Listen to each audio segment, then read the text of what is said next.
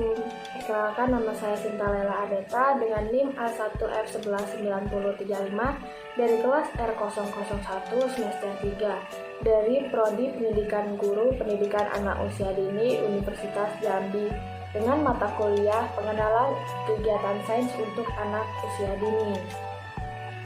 Yang pertama, mengenal alam. Petir, kilat, atau halilintar adalah gejala alam yang biasanya muncul pada musim hujan di mana langit memunculkan kilatan cahaya sesaat yang menyilaukan dan beberapa saat kemudian disusul dengan suara menggelegar yang disebut guruh. Perbedaan waktu kemunculan di antara keduanya disebabkan adanya perbedaan antara kecepatan suara dan kecepatan cahaya. Petir adalah lompatan bunga api raksasa antara dua massa dengan medan listrik yang berbeda. Prinsip dasarnya kira-kira sama dengan lompatan api pada besi. Kecepatan kilat petir 150.000 km per detik dan rata-rata ketebalannya 2,5 sampai 5 cm.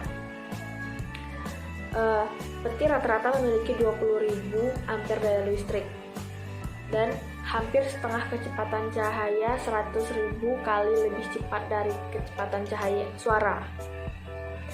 Petir dianggap berbahaya karena memiliki daya hancur yang luar biasa, tetapi ternyata selain membuat kerusakan di permukaan bumi, juga mempunyai manfaat yang sangat besar. Di antaranya adalah yang pertama adalah manfaat petir untuk memproduksi ozon atau O3. Yang kedua, manfaat petir untuk kesuburan tanah. Yang ketiga, bermanfaat untuk membunuh kuman dan bakteri. Selanjutnya, pada zaman Yunani kuno, seorang ahli filsafat bernama Clausius Ptolemaeus mengemukakan pendapatnya bahwa bumi adalah pusat dari alam semesta.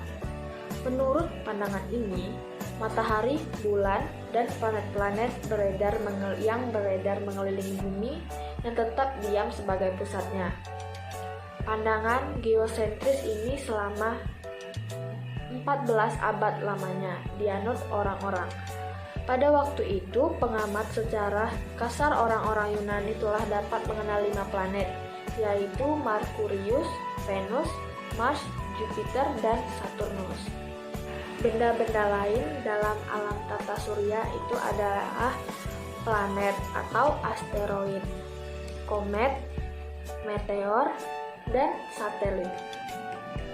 Selanjutnya, untuk pertemuan 11, 12, dan 13 tentang pengenalan ilmu kimia dalam kehidupan sehari-hari. Ilmu kimia adalah ilmu yang terkait dengan kehidupan sehari-hari atau gejala-gejala alam karena mulai dari urusan sandang dan pangan, bahan bakar, obat-obatan sampai bahan konstruksi bangunan, bahan industri elektronik, dan bahan produk melibatkan ilmu kimia. Yang membedakan ilmu kimia dengan ilmu lainnya adalah kimia mengkhususkan diri pada struktur susunan, sifat dan perubahan materi, serta energi yang menyertai perubahan materi. Kimia dalam kehidupan sehari-hari ada di mana-mana. Semua yang kita rasakan, kita cium, kita cicipi adalah kimia. Ketika kamu menangis, terjadi reaksi kimia. Ketika kamu lapar, terjadi reaksi kimia. Sehingga mempelajari kimia sangat penting untuk mengetahui tentang apa yang terjadi sebenarnya di dunia ini. Pada saat ini, ilmu kimia sudahlah berkembang pesat dan mengambil andil yang sangat besar pada kehidupan manusia. Ilmu kimia telah mengeluarkan produk-produk yang sangat bermanfaat bagi kelangsungan hidup manusia, seperti urusan sandang dan pangan, obat-obatan, bahan industri, elektronik, dan lain-lain.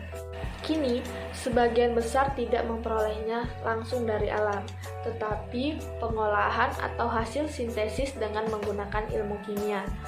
Berikut ini, saya beri contoh peranan ilmu kimia pada kehidupan sehari-hari.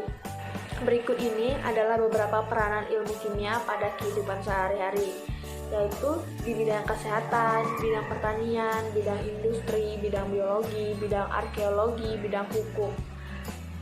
ada contoh beberapa bahan kimia yang di sekitar rumah dan sekolah dan lingkungan sekitar, seperti gula, garam, air, sabun, pasta gigi, dan lain-lain. Dan selanjutnya untuk pertemuan 14 dan 15 tentang pengertian materi, sifat materi, perubahan materi, dan penggolongan materi. Materi merupakan segala sesuatu yang memiliki massa, menempati ruang, dan memiliki sifat dapat dilihat, dicium, didengar, dirasa, atau diraba. Dari batasan ini, maka kita dapat menyatakan benda-benda yang termasuk materi seperti tumbuhan, hewan, manusia, bantuan, minyak bumi, tanah air, udara, bakteri, atom, molekul, dan lain-lain. Setiap materi juga memiliki sifat-sifat tertentu. Sifat materi menunjukkan ciri-ciri atau karakteristik dari materi itu. Mengenal sifat-sifatnya berarti mengenal materi itu. Demikian juga sebaliknya. Sifat materi meliputi sifat fisika dan sifat kimia. Sifat fisika antara lain wujud zat, bau, titik leleh, titik didih, massa jenis, kekerasan, kelarutan, kekeruhan, dan kekentalan. Dan sedangkan sifat kimia merupakan sifat yang dihasilkan dari perubahan kimia antara lain mudah terbakar, mudah busuk, dan korosif. Selanjutnya, perubahan materi. Materi di alam ini selalu mengalami perubahan. Perubahan terjadi karena perubahan massanya, berubah volumenya, berubah wujudnya, atau berubah menjadi materi lain. Perubahan fisika merupakan perubahan materi yang tidak disertai terjadinya zat baru. Tidak berubah zat asalnya, hanya terjadi perubahan wujud, perubahan bentuk, atau perubahan ukuran. Sedangkan perubahan kimia merupakan perubahan zat yang menyebabkan terjadinya sesuatu atau lebih zat yang menyebabkan terjadinya satu atau lebih zat yang jenisnya baru. Perubahan kimia selanjutnya disebut reaksi kimia. Berdasarkan keadaan fisiknya, materi dapat digolongkan dalam 3 macam, yaitu padat, cair, dan gas. Gas itu zat gas ialah suatu zat atau benda yang mempunyai volume dan bentuk yang selalu berubah-ubah sesuai dengan tempat atau wadahnya. Cairan itu adalah suatu zat atau benda yang mempunyai volume yang tetap tetapi bentuknya berubah-ubah sesuai dengan tempat atau wadahnya. Terus padatan. Zat padat ialah zat atau benda yang mempunyai bentuk dan volume yang tetap, partikel-partikel penyusunnya tersusun rapat atau berdekatan satu sama lain. Larutan dan kelarutan. Larutan merupakan cairan homogen antara 2 zat atau lebih yang saling melarutkan dan masing-masing zat penyusunnya tidak dapat dibedakan lagi secara fisik.